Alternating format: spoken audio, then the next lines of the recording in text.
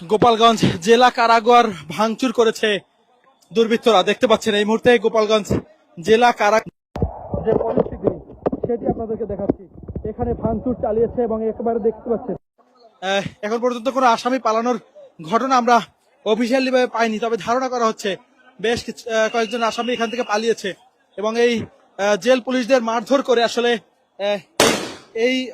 এইখানে হামলা চালানো হয়েছে। কি হয়েছিল ভাই এখানে?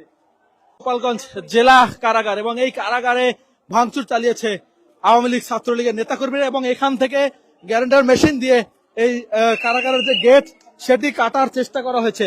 সেটি কিন্তু বলছিলেন কারারক্ষী এখানে যারা রয়েছেন তাদেরকে মারধর করে এই এখানে হামলার পরে তাদেরকে মারধর করা হয়েছে এবং এই ভাঙচুর করা হয়েছে কারাগারের বহির্পাশের যে বহির্বিভাগের যে রুমগুলো রয়েছে সেখানে ভাঙচুর চালানো হয়েছে।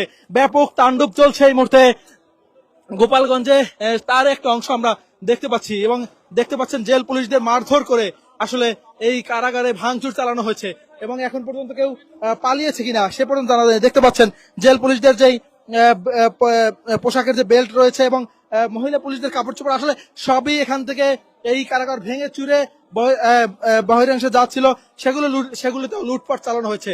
দেখতে পাচ্ছেন গোপালগঞ্জ জেলা কারাগারের যে পরিস্থিতি সেটি দেখাচ্ছিলাম। পরবর্তীতে সেনা সদস্যরা এখানে আসলে তারা ফায়ার করতে করতে এখানে আগায় এবং আগানোর পর আসলে এই কারাগারের যে কারারক্ষী যারা ছিলেন পরে তারা রক্ষা পান এবং আত্মরক্ষার্থে তারা আসলে পোশাক খুলে সিভিল ড্রেসে চলে গিয়েছিলেন, এমনটাই কিন্তু কারারক্ষীরা জানিয়েছেন। কারাগারের যে অবস্থা সেটি একটু আপনাদেরকে দেখাবার চেষ্টা করছি।